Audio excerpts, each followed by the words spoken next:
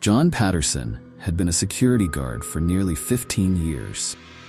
He was no stranger to long nights filled with eerie silences and the occasional disturbance. But nothing had ever prepared him for what he would face at the Maplewood apartments. Situated on the outskirts of town, the apartment complex had a reputation for being old and somewhat rundown. Rumors floated around about the building being haunted, but John paid no mind to such superstitions. He was a man of logic and reason, bound to the realities of his job. John arrived for his first shift at Maplewood Apartments on a chilly autumn evening. The sun dipped below the horizon, casting long shadows across the cracked pavement and leaf-strewn grounds. He met the building's superintendent, Mr. Harris, a grizzled old man, the perpetual scowl etched on his face. "Welcome to your new post, Patterson," Mr. Harris grumbled, handing over a set of keys and a walkie-talkie.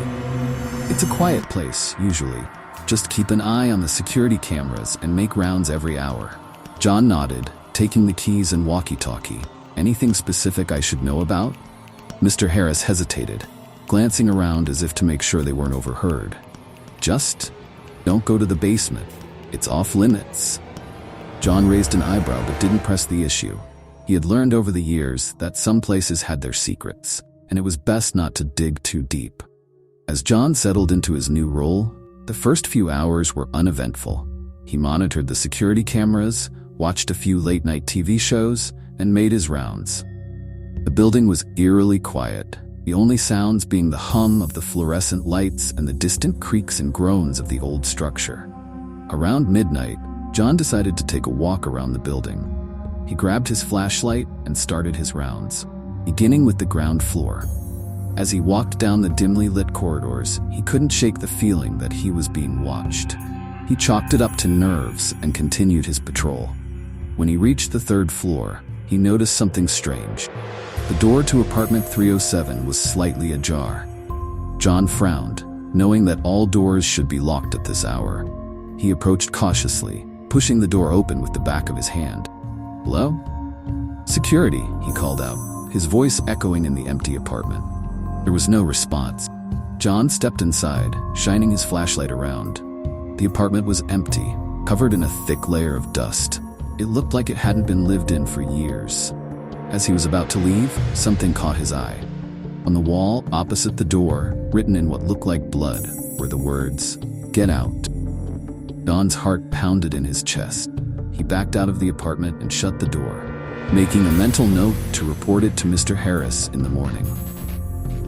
As he continued his rounds, he couldn't shake the feeling that something was very wrong with this building. Following nights brought more strange occurrences. John began to hear whispers, soft and unintelligible, coming from the dark corners of the building. He would catch glimpses of shadows moving out of the corner of his eye, only to find nothing there when he turned to look. One night, as he was making his rounds, he heard a faint sound of music. It was an old, scratchy tune, like something from a vintage record player. The sound seemed to be coming from the basement. Despite Mr. Harris's warning, John's curiosity got the better of him.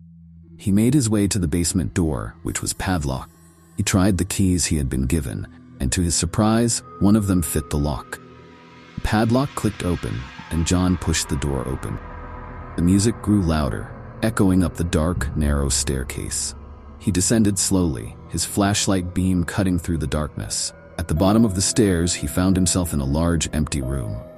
The music was coming from an old gramophone in the corner, spinning an ancient record. John approached it, and as he reached out to turn it off, music stopped abruptly. The room was plunged into silence, and John felt a chill run down his spine. He turned to leave, but the door slammed shut, leaving him in darkness.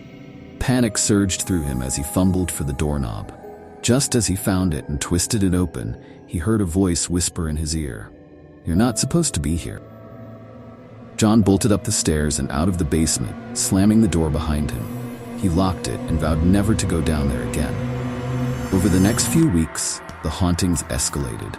Residents began complaining of strange noises at night, footsteps, doors creaking, and disembodied voices. Some even claimed to see apparitions.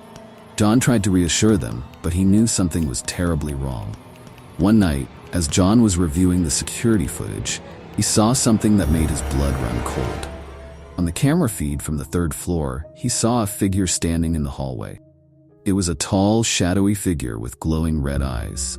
The figure seemed to stare directly at the camera before disappearing into thin air. John rewound the footage and watched it again. The figure was gone. He checked the live feed. The hallway was empty. He decided to investigate. Grabbing his flashlight, he made his way to the third floor. As he approached the spot where the figure had been, he felt a sudden drop in temperature. His breath misted in the air and the hairs on the back of his neck stood up. He shone his flashlight around, but there was no sign of the figure. Just as he was about to turn back, he heard a voice whisper his name. John. He spun around, but no one was there. The whispering grew louder, echoing through the hallway. John backed away, his flashlight flickering. Suddenly, the lights went out, plunging him into darkness. He heard footsteps approaching, slow and deliberate. "Who's there?" he called out, his voice trembling. There was no response. Footsteps grew closer, and John felt a cold hand on his shoulder. He turned, but there was no one there. The hand tightened its grip, and John screamed. He broke free and ran down the hallway, not stopping until he reached the safety of the security office. John knew he couldn't keep this to himself any longer. He needed answers. The next morning, he went to see Mr. Harris. The superintendent looked even more haggard than usual, dark circles under his eyes. "Mr. Harris, something's going on in this building. Strange things are happening, and I need to know what's going on," John demanded. Mr. Harris sighed and rubbed his temples. "I was hoping it wouldn't come to this," muttered. He motioned for John to sit down. "This building has a dark history, Patterson. Years ago, before it was converted into apartments, it was an asylum. There were terrible things done here, experiments on the patients, tortures, murders. When the asylum was shut down, they tried to cover it up, but the spirits of those who suffered here never left." John listened in stunned silence as Mr. Harris recounted the building's gruesome past. "The basement," continued, "was where the worst of it happened. The doctor in charge, Dr. Caldwell, was a madman. He performed unspeakable experiments on the patients. When the authorities finally shut the place down, they found him in the basement, dead by his own hand." John shuddered, remembering the basement and the whispering voice. "What can we do?" he asked. Mr. Harris shook his head. "I don't know. I've tried everything. Priests, mediums, you name it. Nothing seems to work. The spirits are restless, and they're not going to leave until they've had their revenge." John knew he couldn't abandon the residents to this nightmare. He had to find a way to end the hauntings. He spent hours researching the history of Maplewood apartments, trying to find anything that could help.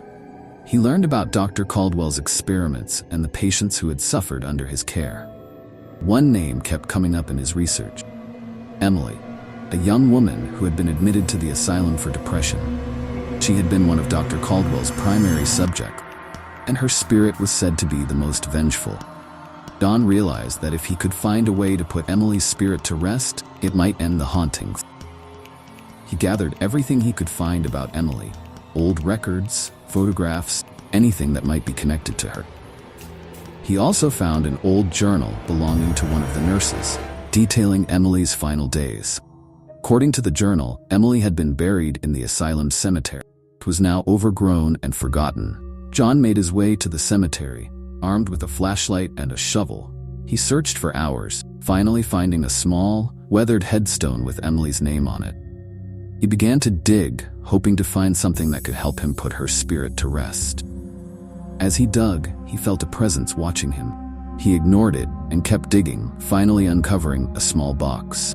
He opened it to find a locket with Emily's picture inside. John knew this was what he needed. He returned to Maplewood Apartments and went to the basement. He placed the locket on the floor and lit a candle. "Emily," called out, "I know what happened to you. I'm here to help you find peace." The temperature in the room dropped, and the shadows seemed to gather around him. John felt a cold hand on his shoulder, and he turned to see a faint, ghostly figure. It was Emily. Her eyes were filled with sorrow, but there was also a glimmer of hope. "Please," she whispered, "help me."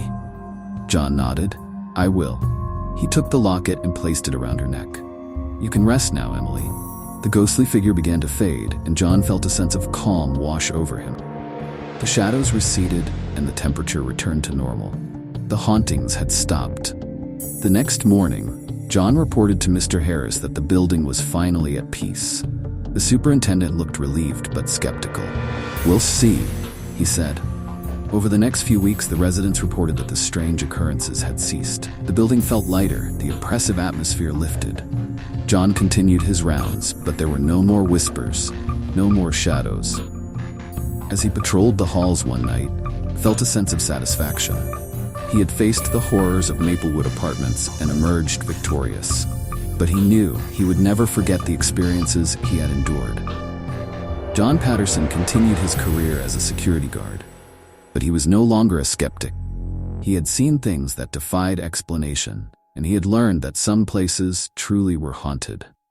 But he also knew that with courage and determination, even the darkest of spirits could be laid to rest. And so, the night watchman kept his vigil, always ready for whatever the darkness might bring.